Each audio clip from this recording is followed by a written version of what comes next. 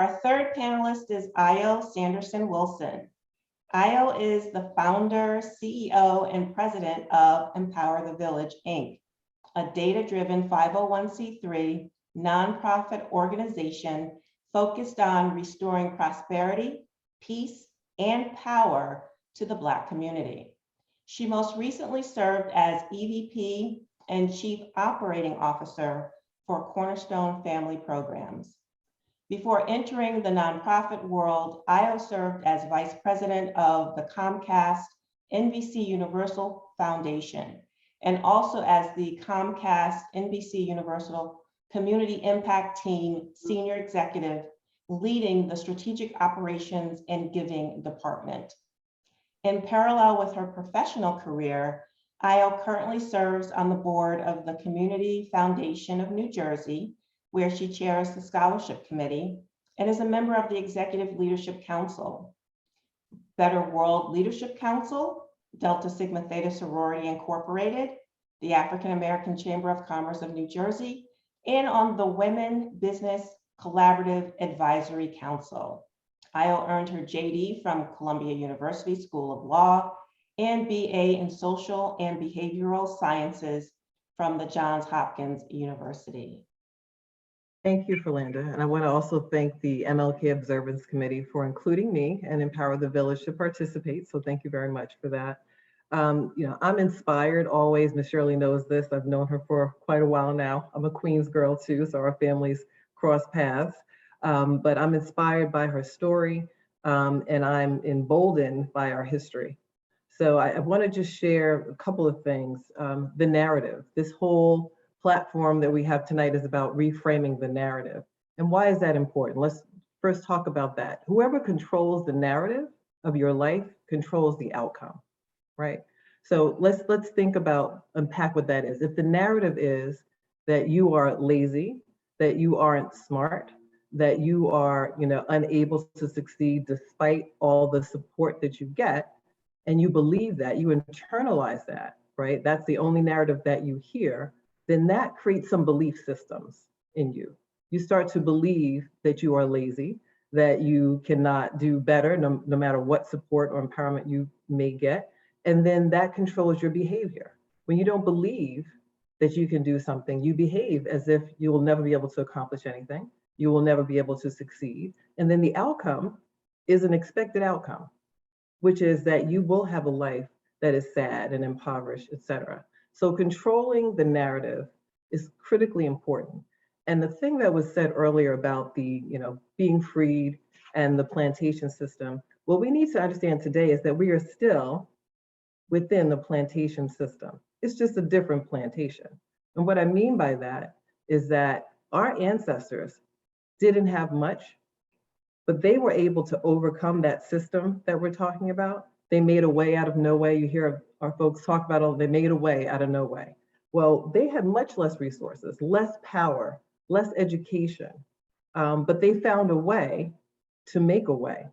We have so much more, but I think what's happening is that there's a narrative that has been set, that we've been internalizing, that is taking away our power and our ability to move forward. So the whole PTSS, that post-traumatic slave syndrome, is about that narrative that comes out of the trauma that's been passed down from generation to generation to just survive. Some things that we had to do, even the way we discipline our children, was because of what we observed to keep them safe, right? Some of those things that were literally beaten into our heads historically have controlled our minds. So even though the physical enslavement on the physical plantation may be different and may not be there, there's a mental enslavement that has been ongoing. So what I heard in the story of resilience about the Holcomb family is that regardless of what was going on around them, the context that Professor Pritchett put forth, they found a way to focus on what is it that we can do. Now, it's not always been easy because the cards have been stacked against us. And that's the thing I want to talk about, the narrative of the slaves were freed, they got all these opportunities, a bunch of laws were passed, we had the New Deal, anti-discrimination laws, Barack Obama's president, and so what are you complaining about, right? this whole critical race theory, why do we have to talk about this anymore? And the reality is that our young people really need to understand the real story of how we overcame. That's why the narrative that you hear from the grandmothers and the great grandmothers and the mothers in some instances are so important. So I guess what I'm here to share with you all is that our economic empowerment, our mental stability is all rooted in whatever narrative you internalize about your history. If you understand that after we were freed, we actually face even more terror than when we were on the plantation. So you heard how, sure, you're all free. You had no money, you had no opportunity. And what would happen is they put laws in place that said, well, now you're free, but you're homeless, but you're a vagrant. There are vagrancy laws. So they put you in jail and they put you back on the plantation because you couldn't take care of yourself, right? Then they passed laws that said, well, if you're free, that's fine, but there are 3 types of jobs you can have. You can be a domestic worker, you can be an agricultural worker, or you can be in the service industry, the lowest paying jobs that are available. And then they went about setting up laws to help the freedmen. And so those laws kind of codified the fact that you couldn't make a lot of money. So even when there was a minimum wage, which you hear everybody talk about minimum wage all the time, the minimum wage didn't apply to certain sectors. It didn't apply to service workers. It didn't apply to agricultural workers. So you can make, and still to this day, make $2 and some odd cents an hour. As long as you're a tip worker, then you're supposed to survive on tips. And they make it very complicated for us to move forward. There were even laws that stopped other white people from recruiting us from the South and allowing us to migrate north to quote unquote better jobs. So the point being that understanding the narrative means that you understand that the cards were stacked against you.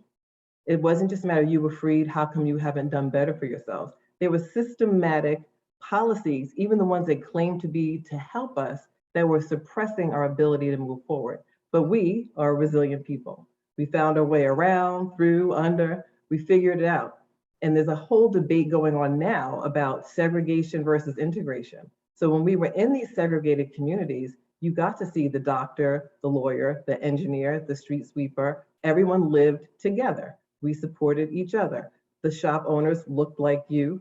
I love the scene from Do the Right Thing when we're looking at Mookie and he's in the pizza shop and he works for the pizza parlor. And then you go there, at some stage, they go to the Chinese owned shop. There's all these other ethnicities that own businesses within our mostly Black communities. And all the grievance about, the fact that they're there. Well, it used to be before integration and moving around and all the things that we did, that we were the ones, we were the shop owners, we were the example. We built our own economy. So the bottom line for me in terms of empowering the village is understanding the interconnections of history and how we got here and what the success stories are and how do we go back? How do we rewind that clock and say, okay, we may be able to live in a very integrated society, but what were the benefits of really pulling together? If you look at other groups, they do it very successfully. If you look at the data around who owns businesses and how well those businesses are doing, the data shows that later immigrants, the Latinx community, the Asian community, they are outperforming us in so many ways. And part of it is because they spend their dollars with their own first, right? If you look at the data, our dollars circulate no more than 6 hours in our own community after we make a dollar. In other communities, whether it's a white community or a Jewish community or an Asian community, it's 17 to 30 days. They circulate the dollars within their communities before they even start sharing money elsewhere. So back to what I was saying about the plantation system. We are still working for others, right? And we take that money and we give it right back to them. So it may not be directly to the slave master on the plantation where we live, but it's some other, not our own. So one of the lessons that I think beyond the resilience is this idea of supporting your own. There was a mention earlier, I think it was you, Henry, about the Rooney Rule and affirmative action and reframing the narrative. We need to reframe that narrative too. Affirmative action is not about, in my opinion, about Black folks and brown folks getting a special advantage. It's really about taking away, stripping away the advantage that white men have historically had. That is the affirmative action, right? They have had the privilege and the advantage all along. To me, reframing that narrative is like, okay, how do we make things more fair because this certain group has had an advantage? And so, in recent history, if you look at the numbers, and I'll harken back to my corporate life with DE&I, lots of discussion about what are we going to do to make sure that there's less discrimination and more opportunity within corporate America. And the truth of the matter is, the laws are there on the books, but the funding to support the EEOC is abysmal. There's almost no funding in the states that have the highest populations of Black people. So you can put a lot of things on the books to pacify groups, but in practice, they really mean very little. And to take it a step further from a policy standpoint, and then I'll get off my soapbox, Miranda, take it a step further, think about those laws that are supposed to block discrimination. They only apply to employers of a certain size. Most of us actually don't work for big corporations. There are the highest two employers for Black Americans are first the government. So the vast majority of us either work for government, and the second highest employer for Black people are Black-owned businesses. So think about that. If we don't support our own businesses, we are not supporting the employment of our people and the Black economy. So we've got to stop thinking that the white man's ice is a little bit colder than our ice. Their water is a little more wet. And think about, what are we doing when we support a Black-owned business, as an example? You are supporting a family, you are supporting a community, you are building an economy, just like the other folks are doing. So I think that reframing the narrative is first understanding the history, understanding what the obstacles were, thinking about what was the mindset, the growth mindset of the generation that Ms. Holcomb comes from, and how do we get that mindset back, that growth mindset, so that we can propel ourselves forward. Thank you. And Io, I'm in the same vein. We've talked several times about your life in corporate America when you were frequently asked to sit on search committees, and what your response would be to that, and how you knew that there was a ruse afoot. Can you share with our audience that the conversation that we've had in that regard? Absolutely. So I've worked at a number of corporations over the last 25 years. And the flavor of the month was D&I, now it's called DE&I, right? So diversity and inclusion, diversity, equity, and inclusion committees. So whenever I would come in, usually, in a senior level, executive level, the first thing or second thing I'd be asked, oh, we really need you to serve on the D&I committee or the DE&I committee. And I would jokingly say, oh, you need more tall people on the D&I committee. But truthfully, I was the Black face in a sea of white, and they wanted to be sure that they had representation on these committees. So the interesting thing, and I learned this maybe by the third time I was serving on a committee, we had a lot of meetings. We had a lot of spreadsheets. We had HR involved. I was the lawyer most of the time in the room from the legal department. But what struck me always was, after months and months and sometimes years of different meetings and conversations and looking at data, when we landed on a plan to increase diversity and inclusion, ultimately someone in the room who wasn't the lawyer in the room would say, this borders on reverse discrimination, we might get sued. And I would turn my head and say, okay, I'm the lawyer in the room. We're not concerned about the discrimination lawsuits that we're facing currently because we don't have any inclusion and we're mistreating people, of color and women, but we're very concerned about reverse discrimination, right? And so I got to a point where, and I have some great friends who are on D&I, committees and leadership, and they're doing their darndest, but I will tell you that it's a lot of lip service most of the time. And ultimately, the way we make change is that we make a decision to change. So what I mean by that is, I talked about our ancestors not having the doors and opportunity open to them and the opportunities that we have. We now have not the number we want, it's not perfect, but we have many more people in decision-making positions, and they can make hiring decisions. But then that fear of, if I hire this Black person, they'll think I favor Black people. If I hire too many women, I only want to hire women, they're going to think they're not qualified. But the truth of the matter is that no one questions when Bob has all men named Bob that look like Bob on his team, right? And if they have one Black person, they're the savior when it comes to D&I. And we seem to be very concerned, for reasons I understand historically, but that don't play out factually, that if we hire more people who look like us, we won't be viewed as part of the team, or we'll be looked down on, and we're going to lose our opportunity. So we shy away. I've watched managers, leaders shy away from simply hiring people who look like them because they don't want to look like they have too many, and too many was like 2 out of 20, right? And so D&I mean, talking about reframing the narrative, that we need committees and we need policies, and what we need are people who have some power, even if it's a little bit of power, to open the door to their own.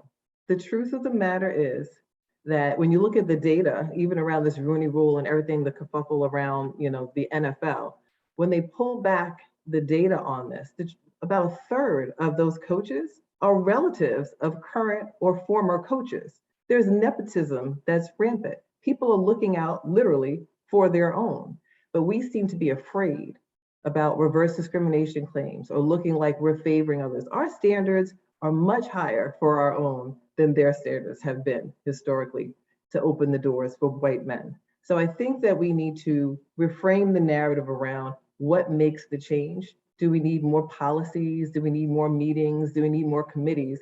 We need people who aren't afraid to take some actions that ultimately, if they want to push you out as a Black leader, they're going to do it for some other reason anyway. So you might as well bring a couple of people through the door with you. Yeah, one of the things I just wanted to piggyback on some of the conversation about Miss Shirley and her kids, who are friends of mine, happen to be talking about the idea of the village, right? So, it takes a village is an African proverb that we hear over and over again. It's part of our logo and part of our whole work around empowering the village. And so we truly believe it takes a village, but what we need to do as a village is make sure we're empowering everyone to help, right? So it's one thing to say, it's another thing to do it. And what we've been experiencing over these several hundreds of years is the effect of the divide and conquer strategy, right? We all know a little bit about Willie Lynch and the speech about separating us by color and taking our children away from us and taking our men from our families. And so we've got to find out what worked. What worked, from what I've heard tonight and what I know from research, is partnering, being that village to prosper. We need to partner and prosper to overcome this whole divide and conquer strategy. And so I just wanted to share, that and double down on this "it takes a village" concept, because I couldn't help myself when it comes to talking about empowerment and celebrating not only Black History Month, but we call it Black History and Empowerment Month for a reason. We're looking back to figure out how to empower ourselves to move forward.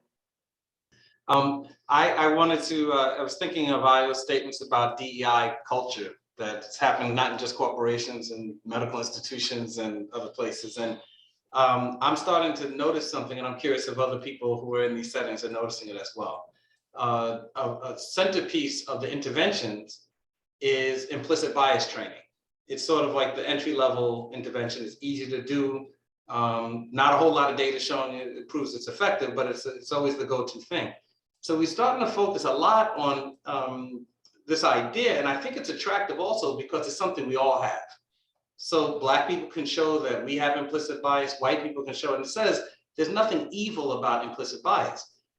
But my concern is that I think it's pulling away from understanding systematic racism, because it's not implicit bias that explains the difference in maternal mortality between Black women and white women, and it's not implicit bias that explains differences in life expectancy, and it's not. Those are systemic things.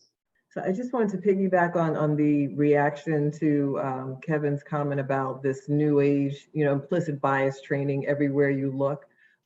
In my opinion and in my experience, it is another distraction. Frankly, I think that we're normalizing what is toxic bias by making it into something that we all have it. Let's just talk about how we have this bias, but not taking any action. So it's really about moving from this spirited discussion and analysis to action. And so instead of being overwhelmed by all this information and all of these challenges, We need to start thinking about what can we individually do as a village, like Ms. Shirley did, like others on this panel I'm sure have done. And so if you're in a position of power, a decision-making opportunity to hire someone, give them a job, right? If you have to make a choice about where you're spending your money and you have two opportunities, one where it's a Black-owned business, another that's not a Black-owned business, I suggest to you, you support the Black-owned business because you're supporting a family and a community and the whole Black economy. We have a movement that we're hoping everyone will join around making every Friday Black Friday. 1 out of 7 Americans is Black, 1 out of 7 days a week. We're asking people to support a Black-owned business. We have created a resource called the Village Black Pages. So go to empowerthevillage.org, this is my commercial, Glenda, and find the directory for those Black-owned businesses across 30 different categories, and we're building them out in 25 states. We have tools, we have resources, we have to make a decision to take action. We can admire the problem, we can study the issues, but we can take the first steps. It all matters. Other groups have figured it out. We need to look at what works for them because it can work for us. While we continue to build up our stability mentally, we can also take some action economically.